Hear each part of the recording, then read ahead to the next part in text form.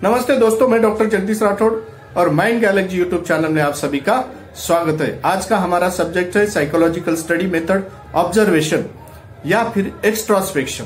इसी को हम परनिरीक्षण भी कहते हैं कि दूसरे का निरीक्षण करके कुछ मालूमात, इंफॉर्मेशन वहां कलेक्ट करना और उसका एनालिसिस करना है।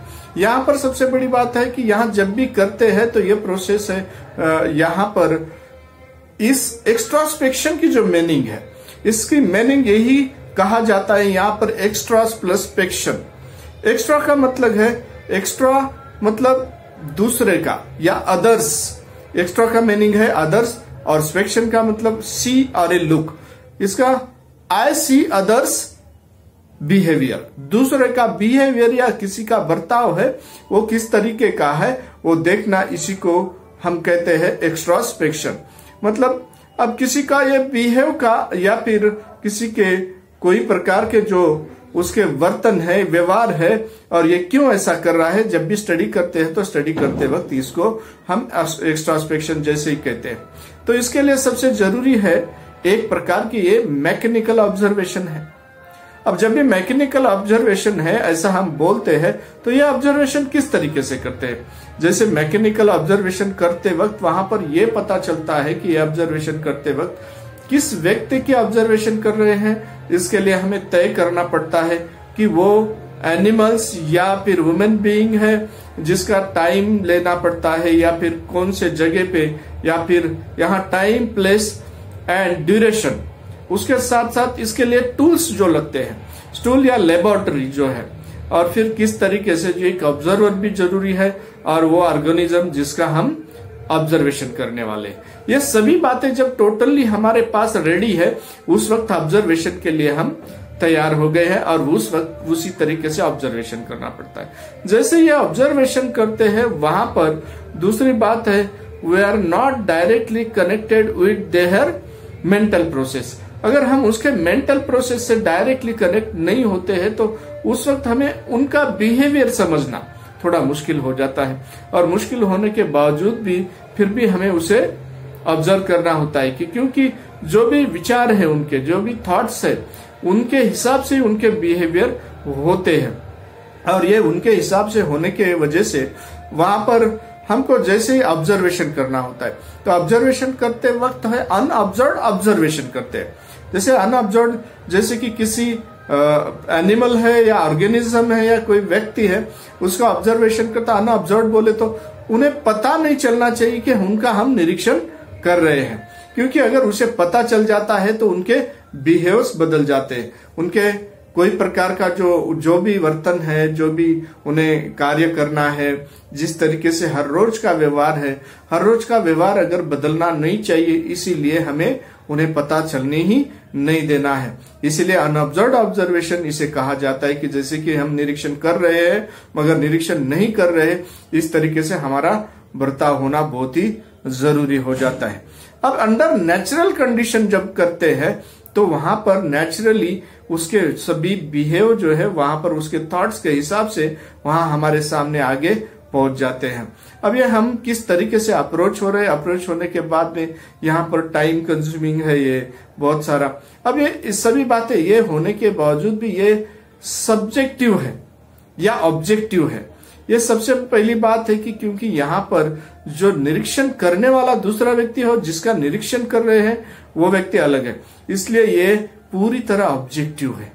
क्योंकि इसमें सब्जेक्टिविटी इसलिए नहीं आती क्योंकि कोई व्यक्ति अगर खुद निरीक्षण कर रहा है तो हो सकता है खुद की गलतियां वो छुपा सकता है, मगर दूसरे का निरीक्षण करते वक्त तो पूरी तरह वहां पर एक प्रकार का वहां पर ऐसा हो जाता है कि खुद के इमोशंस सामने नहीं आते, किसी कोई प्रकार का पूर्वाग्रह सामने नहीं आता, और फिर तटस्थ रह के हम किसी का भी निरीक्षण करके एक्यूरेट उसका ऑब्जर्वेशन करके हमारे पास नोट किया जा सकता है और उसको एनालिसिस किया जा सकते हैं।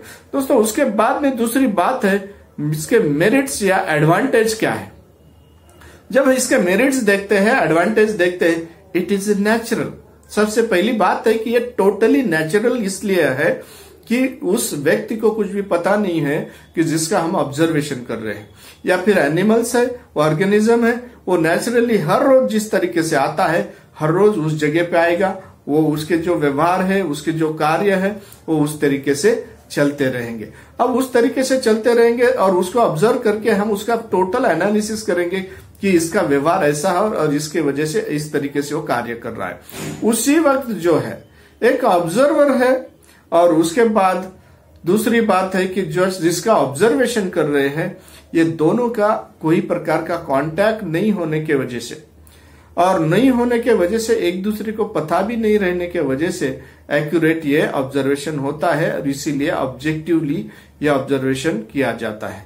ऑक्यूपाइज द ये इसमें जो अब ये सबसे बड़ी बात है कि प्रोमिनेंट प्लेस जो है ऑक्यूपाई करते हैं, क्या मतलब वही प्लेस पे, वही जगह पे, उसी तरीके से उसमें कार्य होते हैं। और properly observation in control situation, हम उसको प्रॉपरली कंट्रोल सिचुएशन में ऑब्जर्वेशन करते हैं। अब ये प्रॉपरली कंट्रोल सिचुएशन में इसलिए कि हमें पता है कि इस वक्त ऐसा होता है और इस वजह से हम 1 दिन 2 दिन 3 दिन हर रोज हम ऑब्जर्वेशन कर सकते। It is a scientific method. अब इसे साइंटिफिक मेथड इसलिए कहते हैं कि क्योंकि यहाँ ऑब्जर्वेशन करते हुए जब भी ये सिस्टम हमने यहाँ पर अडॉप्ट की है कि किस तरीके से कब और कहां पर और क्या ऑब्जर्वेशन करना है, वो सभी पहले ही रेडी हमारे पास टेबुलेशन होता है और उस तरीके से वहां पर नोट किए जा सकते हैं।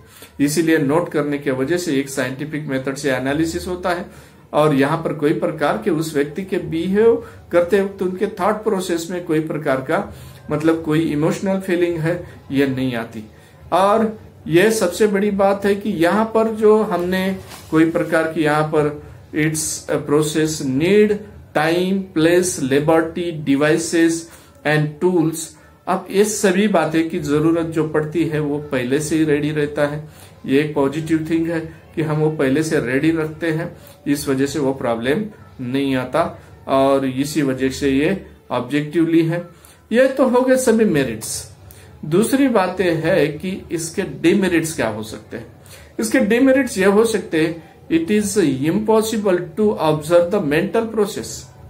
हम किसी के भी मेंटल प्रोसेस को ऑब्जर्व कर नहीं सकते, ठीक है, उनके बिहेव कर सकते हैं ऑब्जर्वेशन, जब भी बिहेव ऑब्जर्वेशन कर रहे हैं, मगर मन में कोई और दूसरा विचार अगर चल रहा है तो हमें पता नहीं चल सकता। मगर सेल्फ या फिर इंट्रोस्पेक्शन में क्या होता है कि खुद के मेंटल प्रोसेस के साथ वो व्यक्ति जो है खुद को जानता है, कौन से विचार है उसके साथ वो कनेक्ट रहता है। मगर यहाँ पर मेंटल प्रोसेस का पता ही नहीं चलता कि मन में अलग और चल रहा हो और बिहेव अलग चल रहे हो, तो ऐसे स्थिति में हम कुछ नहीं कर सकते हैं। यह है ऑब्जर्वेशन फेल टू जज द ट्रू नेचर। अब इसमें सबसे बड़ी बात है कि जब भी ऑब्जर्वेशन करते हैं तो हम इसलिए फेल हो जाते हैं कि उसे सच में उसकी जजमेंट है, उसके सच्चाई की नेचर क्या है। एक्चुअल नेचर अलग भी हो सकती है और उसके कॉन्ट्रास्ट जो है वो अपने बिहेव भी दिखा सकता है। उन्हें थोड़ा भी संदेह हो गया, मालूम हो गया कि मेरा ऑब्जर्वेशन हो रहा है, तो वैसे टाइम पे वो चेंज कर सकता है। दूसरी बात, depends upon the observer degree of observation. अब जैसे कि जो भी ऑब्जर्वर है तो वो ऑब्जर्वेशन करते वक्त उसकी कौन से लेवल में वो ऑब्जर्व कर रहा है, किस तरीके से कर रहा है, क्या उसकी थॉट प्रोसेस है।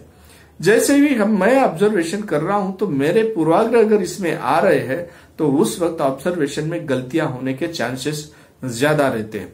तो ये ज्यादा रहते हैं कि ये ज्यादा न रह जाए, इसके लिए हम जो ऑब्जर्व है वो अनऑब्जर्व ऑब्जर्वेशन बोलते हैं। मगर थोड़ा सा भी संदेह हो गया उनको तो वो चेंज भी हो सकते हैं। अब इसमें दूसरी बात है कि ये टाइम एंड प्लेस के बारे में बहुत ही एक्यूरेट होना जरूरी है। अगर उनमें कोई विचार आ गया, कोई प्रॉब्लम आ गई, अगर कोई हालात एक्सीडेंटली चेंज हो गए तो ऐसे टाइम में जो है हम उसके निरीक्षण नहीं कर सकते।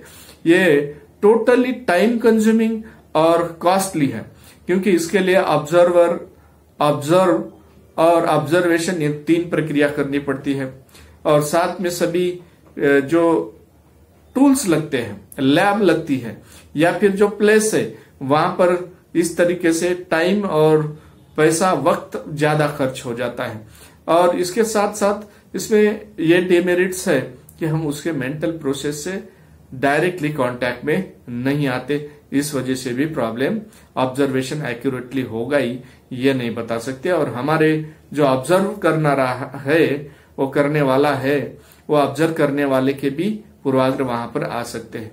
इसका दूसरा कंक्लूजन ऐसा है कि इतना सब होने के बावजूद भी ये ऐसी मेथड है कि सबसे ज्यादा लोग इसको यूज करते हैं। और ये सिंपल मेथड है कि इसे यूज करने में जो है सिंपली हर व्यक्ति के लिए पॉसिबल है। और इसलिए हर एक व्यक्ति जो है उनके साइंटिफिक मेथड मानते हैं इसको, इस वजह से कि ज्यादा से ज्यादा लोग इसको यूज करने में सफल हो जाते हैं। और इसके सिवा दूसरा जरिया जो है वो हमारे पास अभी तक अल्टरनेटिव नहीं है। और अल्टरनेटिव नहीं होने की वजह से यही जरिया है कि हम इस तरीके से ऑब्जर्वेशन से उसका बिहेव को, उसके थॉट प्रोसेस को या उसके कोई प्रकार के जो उनमें होने वाले चेंजेस को जान सकते हैं। और इस वजह से ये साइंटिफिक है और सिंपल मेथड है और हमें करने के लिए आसानी से लोग, व्यक्ति और वो कोई ऑर्गेनिज्म है वो उपलब्ध भी हो सकता है। तो दोस्तों, अभी तक आप देख रहे थे माइंड गैलेक्सी यूट्यूब चैनल में डॉक्टर जगदीश राठौड़, और इसी तरह हमसे जुड़े रहने के लिए इसे देखते रहिए। नमस्ते।